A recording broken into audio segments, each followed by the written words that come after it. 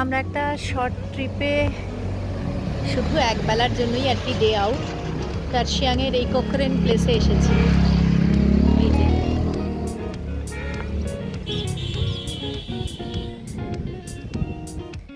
খুব সুন্দর একটা ঠান্ডা ঠান্ডা ভাব।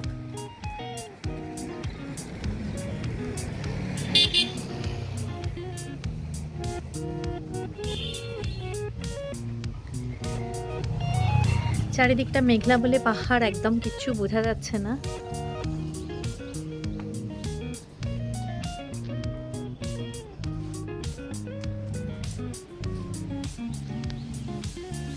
এই যে টাফি,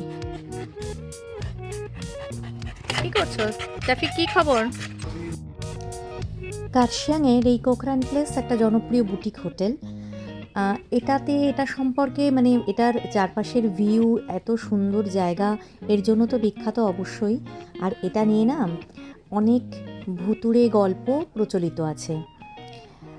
অ্যাকচুয়ালি এটা একটা পুরনো ব্রিটিশ আমলের বাংলো। তখনকার মানে ব্রিটিশ আমলে যে কার্শিয়াংয়ের যে ম্যাজিস্ট্রেট তিনি, তাঁরই বাংলো এটা ছিল। তো এখন এটা হেরিটেজ বাংলো তো অবশ্যই। তো এটা নিয়ে অনেক স্থানীয় লোকেদের নানা রকম মতবাদ আছে যে নাকি হঠাৎ মানে রাত বিরেতে জানলা দরজা খুলে যায়, বন্ধ হয়ে যায়, কিছু অশরীরী ছায়া টাইপের বারান্দায় দেখা যায় কখনো কখনো। অ্যাকচুয়ালি খুব কাছে ভিক্টোরিয়া বয়েজ, তারপর ডাউহিল এগুলো রয়েছে, যেটাতে তো ডাউহিলের জঙ্গলে তো মানে জঙ্গলেই একটা ফিস করে কথার আওয়াজ সবসময় যেন পাওয়া যায়। এসব গল্প তো প্রচলিতই আছে, কিন্তু ব্র্যাকেটে বলে রাখি এইগুলো শুধুই গল্প, একেবারে সেফ একটা প্লেস, খুব সুন্দর, মানে চারপাশটা অসাধারণ।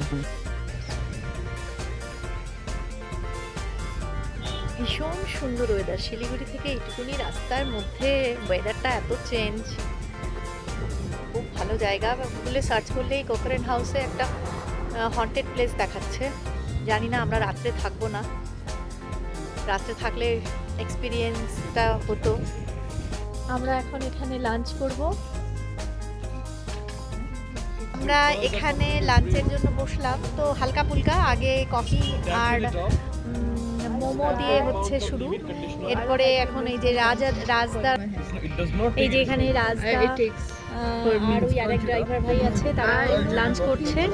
আর বাকিরা আমরা এখানে সব বসে আড্ডা, একদম ওপেন রুফটপ, একদম খুব সুন্দর চারদিকটা।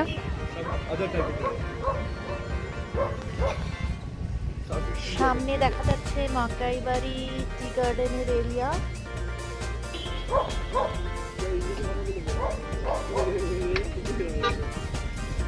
খুব সুন্দর এখান থেকে।